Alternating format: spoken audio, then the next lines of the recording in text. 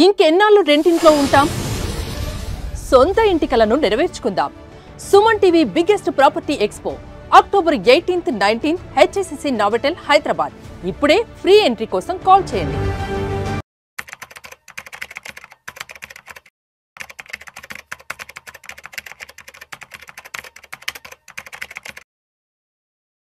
నమస్తే, welcome to Suman TV. నేను విష్ణు. ప్రస్తుతం పాటు సీనియర్ ఫినాన్స్ ప్రొఫెషనల్ గిరిబాబు గారు ఉన్నారు. సార్తో మాట్లాడదాం. గిరిబాబు గారు నమస్తే సార్. నమస్తే అండి. Welcome to Vishnu talks. Thank you. ముందుగా మీకు దీపావళి, ధనత్రయోదశి, ముహూర్త ట్రేడింగ్ శుభాకాంక్షలు. మీకు కూడా. Thank you so much sir. So ముహూర్త ట్రేడింగ్ అయితే చాలా అతి త్వరలో రాబోతుంది. దీపావళి రోజు మధ్యాహ్నం ఈ సంవత్సరం సెలబ్రేట్ చేసుకోబోతున్నాం కాబట్టి అసలు ముహూర్త ట్రేడింగ్ యొక్క ఇంపార్టెన్స్ ఏంటి, హిస్టారికల్గా దానికి ఉన్నటువంటి నేపథ్యం ఏంటి, ఈ సంవత్సరం ఎందుకు మొట్టమొదటిసారిగా మధ్యాహ్నం ముహూర్త ట్రేడింగ్ని మధ్యాహ్నంకి తీసుకుని వచ్చారు, అండ్ మీ స్టైల్ ఆఫ్ ముహూర్త ట్రేడింగ్ ఎలా ఉంటుంది, మీ స్టాక్ సెలెక్షన్ ఎలా ఉంటుంది, అండ్ మీరు ఎటువంటి ప్రణాళికతో రెడీగా ఉంటారు ముహూర్త ట్రేడింగ్ కోసం? యాక్చువల్గా ముహూర్త ట్రేడింగ్ అంటే ముహూర్త్ అనేది ఒక సంస్కృత పదం.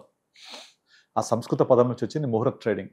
ముహూర్తం అంటే ఏదైనా మనం ఒక శుభకార్యం తలబెట్టినప్పుడు కానీ, ఏదైనా ఒక మంచి పని చేసేప్పుడు కానీ ఒక శుభ ముహూర్తం చూసుకున్నాం, ఆస్పీషియస్ టైం అంటాం.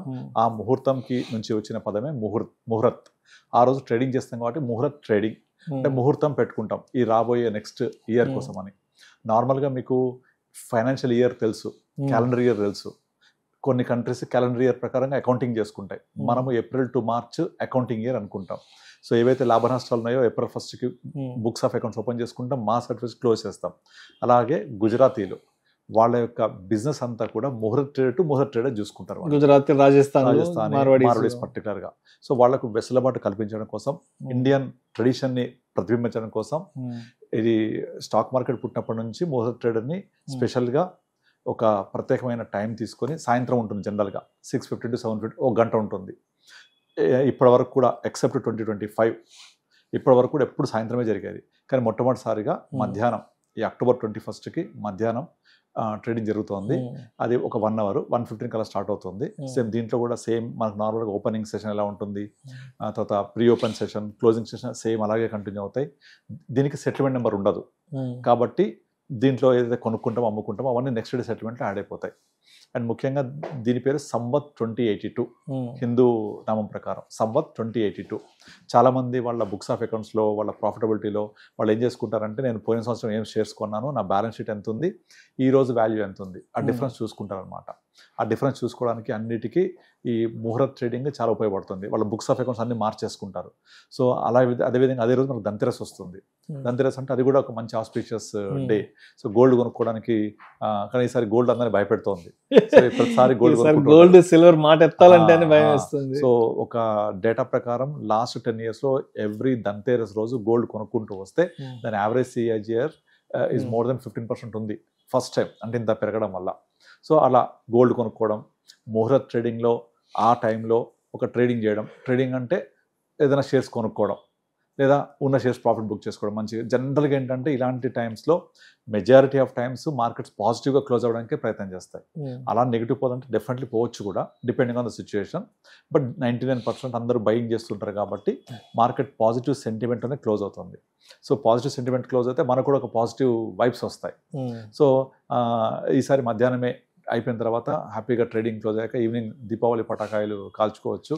సో అట్లా ఈ ముహూర్త ట్రేడింగ్ మధ్యాహ్నానికి తీసుకొచ్చారు. అందరు బ్రోకర్స్ అందరూ అగ్రీడ్, మంచిగా హ్యాపీగా ఉన్నారు. ఎందుకంటే సాయంత్రం ముహూర్త ట్రేడింగ్ అప్పుడు మేము ఆఫీస్ ఉండాల్సి వస్తుందని ఇబ్బంది పడుతుంది. ఆఫీస్ లో ఉండాల్సి వస్తుంది, ఫ్యామిలీతో క్రాకర్స్ కాల్చుకోవాలి, సాయంత్రం లక్ష్మీ పూజ చేసుకోవాలి 5 గంటల నుంచి. ఆ టైంలో ట్రేడింగ్ అంటే కొంచెం ఇబ్బందిగా ఉందని చెప్పేసి వాళ్ళకి మధ్యాహ్నానికి చేశారు. అంటే అదొక రీజనే కాదు, టైమింగ్స్ ప్రకారంగా ఇక నుంచి మధ్యాహ్నమే ఉంటుందని డిక్లేర్ చేశారనమాట. సో మధ్యాహ్నం అయిపోయిన తర్వాత ఈవినింగ్ ఇంటికి వెళ్ళి లక్ష్మీ పూజ, క్రాకర్స్ కాల్చడం, ఫ్యామిలీతో స్పెండ్ చేసుకోవడం అట్లా. సో ఆ రోజు అందరు కూడా శుభం కలగాలని మంచిగా వాళ్ళ ట్రేడింగ్ని స్టార్ట్ చేసుకొని షేర్స్ కొనుక్కొని వాళ్ళ బుక్స్ ఆఫ్ అకౌంట్స్ కొత్తగా ఓపెన్ చేసుకుంటారు. ఓపెన్ చేసి మళ్ళీ నెక్స్ట్ సంవత్ 2083 వరకల్లా ఒక ప్రాఫిటబిలిటీ రావాలని చూసుకుంటారు అనమాట. సో ఇది దీని యొక్క నేపథ్యం. సో జనరల్గా ఏంటంటే టెండెన్సీ ఒక మంచి రోజు ఏదైనా ఒక మంచి పని మొదలు పెడితే నూతన శ్రీకారానికి వరవడి అవుతుందనే ఉద్దేశంతో ఈ ముహూర్త ట్రేడింగ్లో, ఎందుకంటే గుజరాతీస్, మహారాష్ట్ర ఇదంతా కూడా వాళ్ళ మేజర్ బిజినెస్ ఇన్వెస్ట్మెంట్ అంతా stock market capital market related గానే ఉంటుంది.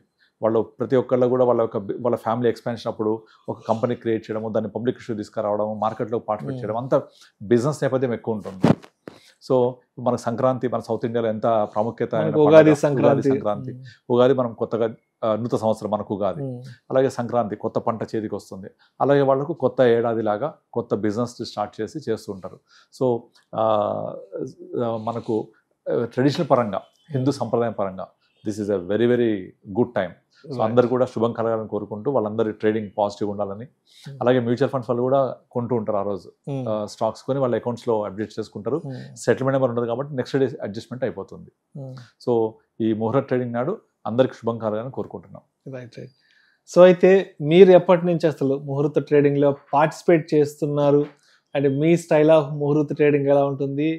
మీ స్టాక్ సెలెక్షన్ ఎలా ఉంటుంది? నేను 2005 నుంచి స్టార్ట్ చేశాను కెరియర్. 2005 నుంచి ఫస్ట్ 2000లో ఆంధ్ర బ్యాంక్ పబ్లిక్ ఇష్యూ కొన్నాను, చాలాసార్లు చెప్తుంటాను. కానీ 2000లో కొని 2001, 2, 3, 4 అసలు ఏం ముట్టుకోలేదు, ఊరికే పేపర్లో రోజు రేట్ చూసేవాను అంతే. తర్వాత 2004లో నేను డిమాట్ చేసి 2005 నుంచి స్టార్ట్ చేశాను. సో ప్రతిసారి కూడా ఒక్కసారి కూడా మిస్ అవ్వకుండా ప్రతి ముహూర్త ట్రేడింగ్ రోజు నేను ఏదో ఒక షేర్స్ కొంటూ ఉంటాను. అలా పోర్ట్ఫోలియో బిల్డ్ చేస్తూ వస్తున్నాను. అలా నా పోర్ట్ఫోలియో చాలా పెరిగింది. నేను దాదాపుగా 99.9% అమ్మను ఏది కూడా ముహూర్త ట్రేడింగ్ రోజు అక్వైర్ చేస్తూ ఉంటాం. ముందుగానే ఏ షేర్స్ కొనాలి ఏంటి అనేది ప్రిపేర్ చేసుకొని ఆ రోజు మనం కావాల్సిన షేర్స్ ఏవైతే ఉన్నాయో కొంచెం బడ్జెట్ అలొకేట్ చేసుకొని పర్చేజ్ చేస్తూ ఉంటాం. సో అట్లా నేను 2005 నుంచి చేస్తూ వచ్చాను. సో ఆ విధంగా నా పర్సనల్ పోర్ట్ఫోలియో చాలా స్టాక్స్ మల్టీ బ్యాగర్ రిటర్న్స్ కూడా ఇచ్చాయి. అట్లా నేను అప్పటి నుంచి కొనుక్కుంటూ రావడం వల్ల ఇక్కడ అంతా ఏంటంటే మీరు ఏ షేర్స్ కొన్నా మంచి షేర్స్ కొన్నప్పుడు టైం ఇస్తే డెఫినెట్లీ మంచి రిటర్న్స్ ఇస్తాయి. సో ఇట్లాంటి ఆస్పీసియస్ డేస్ అనేవి మనం ఒక మంచి పని మొదలు పెట్టడానికి హెల్ప్ అవుతూ మన ఫైనాన్షియల్ కెరీర్ని కూడా బిల్డ్ చేసుకుంటూ వెళ్ళొచ్చు. మీరు కూడా ఇక నుంచి స్టార్ట్ చేయండి. ప్రతిరోజు ప్రతి సంవత్సరం ముహూర్త ట్రేడింగ్ రోజు కొంత నేను ఇన్వెస్ట్ చేయాలి. ఆ ఇన్వెస్ట్ చేసింది అమ్మకూడదు, లాంగ్ టర్మ్ పెట్టుకోవాలని మంచి ఫండమెంటల్లీ స్ట్రాంగ్ కంపెనీస్ కొనుక్కోండి, జంక్ స్టాక్స్ కాకుండా. డెఫినెట్లీ మీరు ఒక సంవత్సరానికి ఇంకో సంవత్సరం జడ్జ్ చేసుకుంటుండండి, లేదా 5 yearsకి ఇప్పటికి జడ్జ్ చేయండి. Definitely you will see super duper returns. Capital market returns ఎవరు ఇవ్వరు, ఎక్కడ రాదు కూడా. సో అట్లా మీరు మంచిగా దీన్ని పోర్ట్ఫోలియో బిల్డ్ చేసుకుంటారండి. ట్రేడింగ్ ఉద్దేశం ఉండకూడదు ఇక్కడ. మళ్ళీ దీని కింద కామెంట్స్ పెడుతుంటారు, మీరు కొన్న షేర్లు చెప్పొచ్చు కదా, మీరు ఏం బిల్డ్ చేస్తే చెప్పొచ్చు కదా, మాకెందుకు. ఇక్కడ నేను చెప్పేది ఏంటంటే మీరు నార్మల్ గా ఏవైతే ఇన్వెస్ట్ చేయాలనుకుంటారో ఫండమెంటల్లీ స్ట్రాంగ్ కంపెనీస్ మీ అడ్వైజర్ని కనుక్కోను, లేకపోతే మీరు సొంత రిసర్చ్ చేసుకొని వెళ్ళాలి. మనం ఇక్కడ షేర్స్ రికమెండ్ చేయడానికి చెప్పట్లేదు. లేదంటే గిరిబాబు గారి ప్రాఫిట్ అండ్ లాస్ అకౌంట్ ఏదో సరదాగా ఒక స్క్రీన్ షాట్ పెట్టండి చూస్తాం, ఎవరిని ఎందుకు వాళ్ళ పెర్ఫార్మెన్స్ ఏదో చూస్తాం. నేను నాదేం చెప్పాల్సిన అవసరం లేదు, నాది రండి చూపిస్తాను నేను. సో నేను ఎవ్రీ ఇయర్ కొనుక్కుంటూ వస్తూ ఉంటాను, డేట్ సహా చూసుకోవచ్చు, ఈ రోజు ఎంత పోర్ట్ఫోలియో ఉందో ఎనీవన్ కెన్ అండర్స్టాండ్. సో అట్లా మీరు చేయండి అని చెప్తున్నాను, అంతేగాని మీరు ఇంకొకరిని వేలు పెట్టి చూపించమని కాదు. జనరల్ గా చూస్తుంటా కామెంట్స్. సో అందుకని ముహూర్త ట్రేడింగ్ కి అంత ఇంపార్టెన్స్ ఉంటుంది అనమాట. మీరు అలా బిల్డ్ చేసుకుంటూ వెళ్ళండి, really you will see wonders. Right. నేను ఈ ముహూర్త ట్రేడింగ్ ఇది కొన్నాను, ఒక జ్ఞాపకం, నేను ఈ పలానా ముహూర్త ట్రేడింగ్ ఇది కొన్నాను, అలా బిల్డ్ చేసుకుంటూ వెళ్ళండి పోర్ట్ఫోలియో. ఇప్పుడు మనం ఒక ల్యాండ్ కొంటాం, ఆ ల్యాండ్ కొన్నది జనరేషన్ పెట్టుకుంటాం మనం, మా అమ్మాయి పెళ్లికి, మా అబ్బాయి చదువుకి, లేకపోతే ఇంకో పర్పస్ కోసం అని. అలాగే ఈక్విటీని కూడా చూడండి, ఇది ఒక మంచి అవకాశం, దీన్ని మంచిగా ఆ రోజు కొనుక్కోండి. ఇక్కడ మార్కెట్ చూడొద్దు, పడుద్దా రేజ్ అవుతుందా అని చూడక్కర్లేదు. Just buy, sit right, sit tight, అంతే. You will see that super duper returns over period of time. So ఆ పని చేయాలి మనం. రైట్. సో అలా చేస్తే మీ పోర్ట్ఫోలియో తెలియకుండా బిల్డ్ అవుతుంది. షేర్స్ కొనండి, మ్యూచువల్ ఫండ్స్ కూడా ఇన్వెస్ట్ చేయండి, నో ప్రాబ్లం. మ్యూచువల్ ఫండ్స్ కొనుక్కోవచ్చు ఆ రోజు. అండ్ అదేవిధంగా ముహూర్త ట్రేడింగ్కి సంబంధించి చాలా మందికి డౌట్స్ ఏంటంటే, అంటే ముహూర్త ట్రేడింగ్లో చేస్తే నిజంగా లాభాలు వచ్చేస్తాయా, లక్షలు ఏమైనా వచ్చేస్తాయా, లేదంటే ముహూర్త ట్రేడింగ్ రోజు ఎఫ్ఎండో చేయొచ్చు అంటూ కూడా చాలా మంది జనరల్ క్వశ్చన్స్ అడుగుతుంటారు. ఎఫ్ఎండో చేయొచ్చు, అన్ని చేయొచ్చు, స్పెక్యులేషన్ కూడా చేయొచ్చు, ఆ రోజే కొని ఆ రోజు అమ్మొచ్చు, అన్ని చేయొచ్చు. కానీ మనం ఈ యొక్క అవకాశాన్ని ఏంటి, ఒక పోర్ట్ఫోలియో బిల్డ్ చేయడానికి మీరు stay invested in the market, keep invested in the market. Wait చేయండి, వెయిట్ చేయకుండా పొద్దున కూడా సాయంత్రం డబ్బులు రావాలంటే రావు. అందరు చేసే మిస్టేక్ అది కదా. అలా పొద్దున సాయంత్రం ఈ రోజు నాకు ఎలా కొన్నా నాకు డబ్బులు వస్తాయంటే డెఫినెట్లీ రావు కదా. మనం ఇన్వెస్ట్ చేయాలి, హోల్డ్ చేయాలి ఓవర్ పీరియడ్ ఆఫ్ టైం. ఆ హోల్డ్ చేయడం కోసం ఇది ఒక అవకాశంగా భావిద్దాం. నేను అలాగే చేస్తూ వచ్చాను, హోల్డ్ చేస్తూ వచ్చాను. కాబట్టి ఎప్పుడో కొన్న షేర్స్ చూసుకుంటే మల్టీ బ్యాగర్స్ అయ్యాయి. 2014-13లో అదాని ఎంటర్ప్రైజ్ కొన్నాను, ఎంత 9500 రూపీస్లో. Today it went long back. అంటే ముహూర్త ట్రేడింగ్ తోని మీరు కూడా అప్పట్లో స్టార్ట్ చేశారు ప్రతి లాంగ్ టైమ్ స్టాక్స్ తీసుకోవడం. కొంటూ ఉంటాను నేను. అవి ఉద్దేశం ఏంటంటే ఇది నెక్స్ట్ 10 years వదిలేద్దాం మల్టీ బ్యాగర్స్, అలా ఉద్దేశం తప్ప ఏదో పొద్దున కొనేద్దాం రేపు అమ్మేద్దాము పొద్దున సాయంత్రం అమ్మేద్దాము ఆ ఉద్దేశం ఎప్పుడు ఉండదు. నేను వెరీ రేర్ గా అమ్ముతుంటా షేర్స్, వెరీ రేర్ గా. అన్లెస్ అది పర్ఫామ్ చేయట్లేదు ఇంకా మన జంక్ అయిపోతుంది అన్నప్పుడు తీసేస్తాను నేను. అలాంటివి ఉండవు 90%, అన్ని మల్టీ బ్యాగర్సే. నేను బిఎస్సి షేర్ అరౌండ్ 400 కొన్నాను, 400 to 500 స్ప్లిట్ ఏమో 900 షేర్స్ అయ్యాయి. నేను అంతా నా యావరేజ్ ప్రైస్ 600 లోపే. Today it went up to 2500. అది ముహూర్త ట్రేడింగ్ లో వచ్చిన ఇదే. కొన్న తర్వాత 1 year వరకు పెరగలేదు, వదిలేశాను. అలాగే ఐఆర్సిటీసీ బై చేశాను, తర్వాత స్ప్లిట్ అయింది, తర్వాత మళ్ళీ 2 years పెరగట్లేదు. నో ప్రాబ్లం, దాని టైం దానికి వస్తుంది. బిల్డ్ చేయండి పోర్ట్ఫోలియో. 15% CAGR ఇచ్చిందంటే ఇట్స్ అ వండర్ఫుల్ పోర్ట్ఫోలియో. మనం ఏం చేయాలంటే ఎప్పుడైనా సరే మన సేవింగ్స్ ఎంత ఉన్నాయి, మన ఇన్వెస్ట్మెంట్ ఎంత ఉంది, ఒక కాంపోనెంట్ అనేది ఒక లెవెల్కి రావాలి. వచ్చిన తర్వాత అక్కడి నుంచి రిటర్న్స్ ఇవ్వడం మొదలు పెడుతుంది. అది మీరు కొనే ప్రతి రూపాయి పెరగాలని కోరుకోవద్దు. ఫస్ట్ పడిపోని నష్టంలో పర్లేదు యావరేజ్ చేయండి. ఇప్పుడు మ్యూచువల్ ఫండ్స్లో ఎందుకు ఇన్వెస్ట్ చేసి అందరూ వెళ్ళిపోతారు అంటే ఇప్పుడు లాస్ట్ 1 week నుంచి కొంచెం మార్కెట్ రికవర్ అవ్వడంతో అందరు కాల్ చేసి అమ్మ చాలిగా వచ్చింది ఒక 5% తీసేసుకుందామని అంటున్నారు. That is not the right way. మీరు గోల్ ఏంటి, నీడ్ ఏంటి, రిక్వైర్మెంట్ ఏంటి అలా వెళ్ళాలి. పెట్టగానే డబ్బులు వస్తే కరెక్ట్ కాదు. అది కన్సల్టేట్ అవ్వాలి ఫస్ట్. అక్కడ మీరు ఒక పోర్ట్ఫోలియో అక్యుములేట్ చేయండి. మీ శాలరీ సంవత్సరానికి 10 లక్షలు అయితే మీ పోర్ట్ఫోలియో కనీసం అందులో ఒక 30-40% బిల్డ్ కావాలి. అలా ఇయర్ ఆన్ ఇయర్ బిల్డ్ చేయండి.